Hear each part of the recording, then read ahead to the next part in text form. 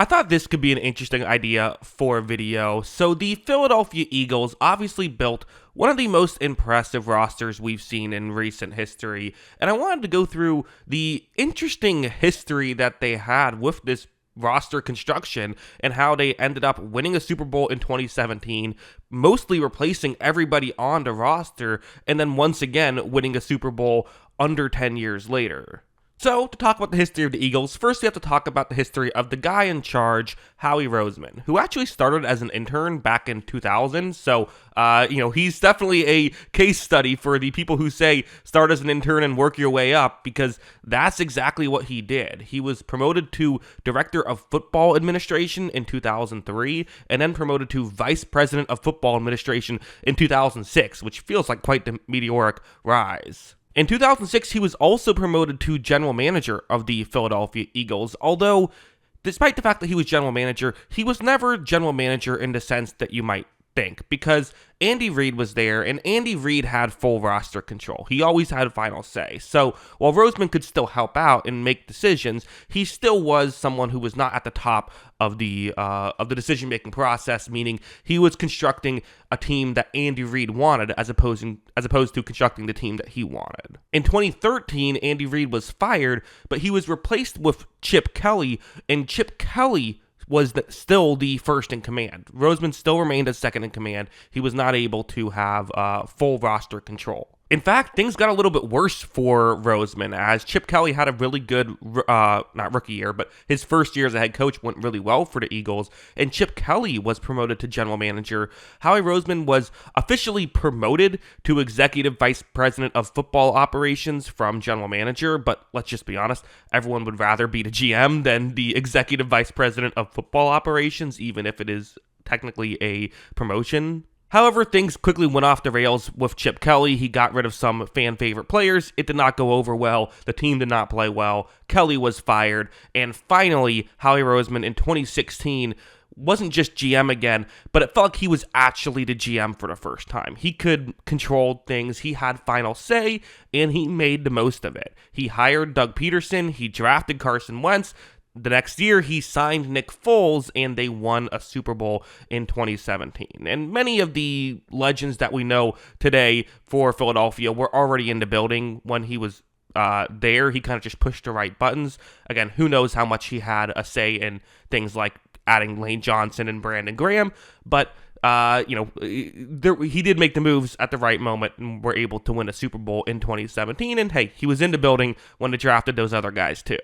So for people who were really paying attention, they were wondering, well, man, this guy wins a Super Bowl almost immediately as GM. What's he going to do from here? Well, in 2018, he actually got off to a great start. The draft is one where many players that are still playing for the Eagles today were drafted, including Dallas Goedert, Josh Sweat, Jordan Mailata, and Avonte Maddox. Maddox left and then ultimately came back.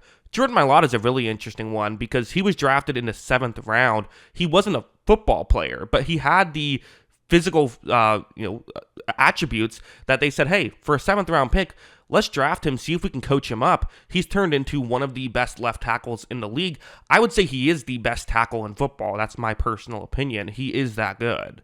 So having a draft that good on top of just winning a Super Bowl and already having a complete roster, it felt like the sky was the limit for this team.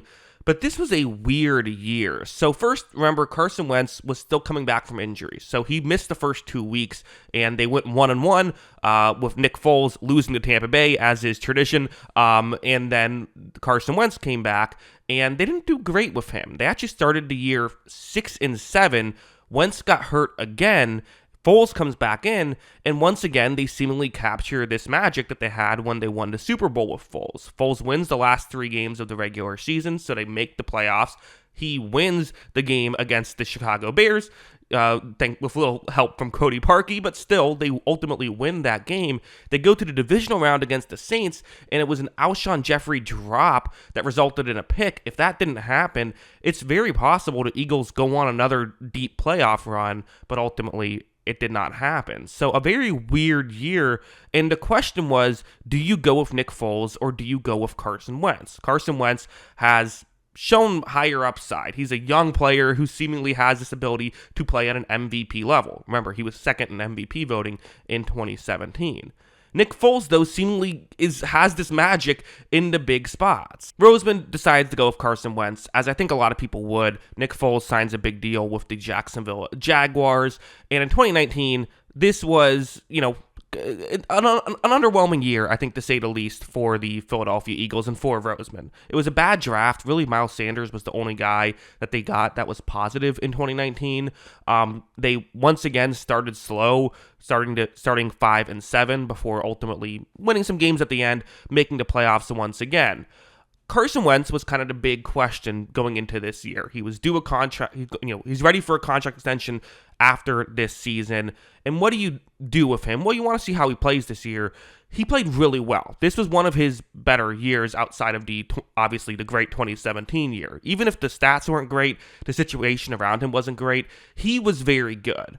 Ultimately, he did get injured against Seattle, and it was a tough hit against Clowney. I think most quarterbacks would have gotten injured in that spot, but this was the third season in a row that in the playoffs they had to try and win with their backup quarterback. This was Josh McCown, who did his best, but older quarterback, veteran guy, but wasn't able to do much against Seattle. They ultimately lose. So again, a decision to be made. You have Carson Wentz. There's no Nick Foles now. Might as well just pay him. That's what they decided to do. They gave him $128 million, mostly guaranteed over 4 seasons. So while things were a bit underwhelming at this point, they would take a nosedive into 2020 season. This was easily the worst year since Roseman took over as actual GM in 2016. First, the embarrassing part of drafting Jalen Reagor over Justin Jefferson. The Vikings famously laughed when they saw that the Eagles drafted Reagor instead of Jefferson. And of course, those two guys have had very different careers. We'll just say that. Most of the other picks didn't work out, but they did have the one pick that ultimately is the biggest decision they made in this entire nearly 10-year run of Roseman being active GM, which was drafting Jalen Hurts in the second round. And again, this was not they didn't believe in Carson Wentz. They just paid Carson Wentz $128 million over 4 years. This was the last 3 years Carson Wentz has been hurt in big spots. We need a good backup quarterback. And I think, this was right after the Taysom Hill thing had happened, where Taysom Hill is coming in on certain packages. I think they felt like they could do that with Hurts as well, and they actually did do that a bit early on this year. And while in 2020, most of these moves didn't work out, they did trade for Darius Slay. That was kind of the one, positive, but most of the moves didn't work out, and really the year was a mess. First, Carson Wentz just played horrible this year. He went from being an effective player to just not being good at all. He ended up getting benched at the end of the year. They decided to go with Hurts the final 4 games, and they finished 4-11-1. Doug Peterson was fired, and honestly, you could have justified firing Howie Roseman at this point too if you wanted to. It was just a mess of a year. The Eagles did not want to fire a Super Bowl winning general manager simply because he had a bad year and a couple underwhelming ones, but definitely Roseman was going to have to just be better. So his 2021 season was going to matter a lot. And first, what he did was hired Nick Sirianni, which was a move that was actually kind of criticized a lot at the time. First, Sirianni famously had a not very good opening press conference, but also part of why this was criticized is because Sirianni came from the Frank Reich coaching tree. A lot of people speculated as though they kind of wish they didn't let Frank Reich out of the building. He was their offensive coordinator in 2017. Many people felt as though he was kind of the key to the success, given how Wentz and Foles really struggled when they got away from Reich. I don't think it's that simple, but nonetheless, that was a narrative at the time. So there was some criticism here, but really, what happened this year was Roseman just started making great moves. And this is where Howie Roseman became the Howie Roseman that we know him today. First, the draft was great. Devonta Smith, Landon Dickerson, Milton Williams, Kenneth Gainwell, 4 players that were contributors in this season, and a couple of them massive contributors. They also had a couple of great trades. First, the Carson Wentz thing, and this is one thing I really like about Howie Roseman, is he'll make mistakes. Every GM makes mistakes. The best GMs are the ones who move off of their mistakes quickly. He didn't double down on Carson Wentz. He traded Wentz when the iron was hot and actually got a first and a third back from the Indianapolis Colts, which was, again, you get it, right? I mean, it's easy to make fun of them now. I think even I made fun of them in a previous video, but like, Wentz was only 2 years removed from playing well enough to get that big contract. If you can get that kind of player for a first and third, that's an easy fit. And again, Frank Reich is there. Many people thought that he was the reason Wentz was good. Pair them together, it could work. It did not work. But it worked for the Eagles. They got a first and a third. They also traded back. Remember, they had a good draft pick. They traded back with the Miami Dolphins to get an extra first in the following draft. They then traded up just, I think, a spot or two to get Devonta Smith. So instead of sticking where they were at and drafting Jalen Waddle, they take another good receiver in Devonta Smith and get an extra first-round pick on top of it. These are great moves after great moves. In fact, this was a great season for the Eagles. It didn't go crazy. They made the playoffs and lost in the first round once again to Tampa Bay. But Hurts played well this year. Nothing crazy, but he was like a solid quarterback this year. You feel like he had potential to improve. Adding pieces, it felt like they were going in the right direction. Although I don't know if anyone could have predicted how well it would go in 2022. First of all, the Eagles continued to make great moves. So they had 3 first-round picks entering 2022 because they had the Miami Dolphins pick, they had the Indianapolis Colts pick, and then they had their own pick. So that feels great, although they only actually used one in the draft. Jordan Davis, they drafted him, along with getting guys like Cam Jurgens, Nakobe Dean, and Reed Blankenship. And Reed Blankenship was undrafted, but they added some pieces through the draft that way. What they did with the other first-round picks, though, were first, they traded for A.J. Brown, which, again, look, as of right now, a lot of people consider to be one of the all-time, not maybe all-time, but one of the big blunders a team has made was trading away A.J. Brown. The Eagles took advantage, only had to give up one first-round pick, and got a superstar-level player. In fairness, with the A.J. Brown pick, there was a bit more of a risk than people let on. For one thing, A.J. Brown just wasn't this player that he back in Tennessee. He was a little bit less than that. And also, it seemed like A.J. Brown kept getting hurt year after year. He stayed much more healthy since he's gotten to Philadelphia. So, looks worse in hindsight, but still a very good move for the Eagles and really worked out for them. The other first-round pick they got rid of was with the Saints. So, it was a weird thing where the Saints wanted multiple first-round picks in 2022. I'm still not sure exactly why, but essentially they said, can we swap with the Eagles? So they sort of swapped first-round picks along with some other stuff. So the Saints got an extra first-rounder in 2022. The Eagles would now get 2 first-rounders in 2023. And the 2022 season was great. A.J. Brown unlocked another level of Jalen Hurts' game, and they were able to be awesome on offense. They added pieces like trading for C.J. Gardner-Johnson and signing Hassan Reddick, among other things. And they got all the way to the Super Bowl before, of course, losing to the Kansas City Chiefs. This was, of course, just a couple years ago. So they're on the upswing. You still have a couple years left of the Jalen Hurts rookie deal. Things are great, and you're assuming this is just going to be, a great run for at least the next couple of years. Well, 2023 did not go that way. So both coordinators left, which, okay, that happens, right? Sometimes you got to replace coordinators, but famously, it did not go too well. Matt Patricia ended up coaching the defense towards the end of the year. It was not ideal. This was when they paid Jalen Hurts. Keep in mind, this was his 4th year because he was a backup with Carson Wentz. So they did give Jalen Hurts a big contract, although a backloaded deal. That's worth mentioning. But they did that. They also had a draft where they got some really good defensive linemen. Jalen Carter, Nolan Smith, Moro Ojimo, who they drafted in the 7th round. All very good players. Again, they had that extra first-round pick, right? So that was the Jalen Carter pick. So they added some pieces to what was already a good defense, but it was just really underwhelming. We talked about the coaching. They started 10-1, but then just fell off a cliff, and the defense was bad all year. Once again, they lost to Tampa Bay in the wild card round. So they needed in 2024 to help out the secondary and help out the defense. That was kind of their biggest question. And to be honest, there was 2 ways they could have gone with it. The Eagles could have said, maybe we're not that good. Maybe we need to try and retool this a little bit. They believed in the players that they had. They said, no, I think we can still make something happen. So in the draft, they added more defensive players. And this feels like the one time they actually drafted guys who were maybe for need a lot of these players I've talked about them drafting, they've really just seemingly drafted best player available. Jalen Carter, they didn't need an interior defensive lineman, but they wanted one, right? And he was a great player, so let's just add him. Things like that. Here, they really made an effort to help out the secondary. Quinyon Mitchell, Cooper DeJean, and Jalix Hunt, who's an edge rusher, they added those guys to help out their defense. The bigger move, though, was the coordinator. Like we said, coaching was a mess in 2023. They hired Vic Fangio and also Kellen Moore. So they got two new coordinators. Fangio, who was awesome this year, and Kellen Moore, who was so good he got a head coaching job this year.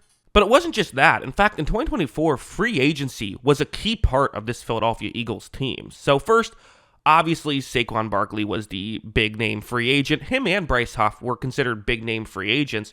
Bryce Huff didn't really do a lot this year, but Saquon Barkley was electric this season. Obviously, he was an MVP candidate, so that was a slam dunk of a move that not everyone was a fan of, because there is the whole should you pay running backs discussion. They also did some smaller moves, like re-adding C.J. Gardner-Johnson and Avonte Maddox, so adding some help into secondary. They also added Mekhi Becton since Jason Kelsey left. They needed another interior offensive lineman. They said, hey, this guy struggled a bit at tackle. Let's move him to guard, see if he can play. And again, they got a healthy season out of him, and he was able to be really good for them. A couple other small moves, like trading away Hassan Reddick and trading for Jahan Dotson, but linebacker was kind of still to question. They had a great defensive line on paper, a great offensive line on paper, good receivers on paper. You have Jalen Hurts. But the linebackers were such an issue in 2023 that the question was, what do you do about it? And they added a couple of guys. They signed Devin White and Oren Burks. Burks ended up being a backup. White ended up leaving before the season even started. But Zach Bond was the guy. And it was a situation where when it came to, he wasn't really a name at any point. He was mostly a special teams guy.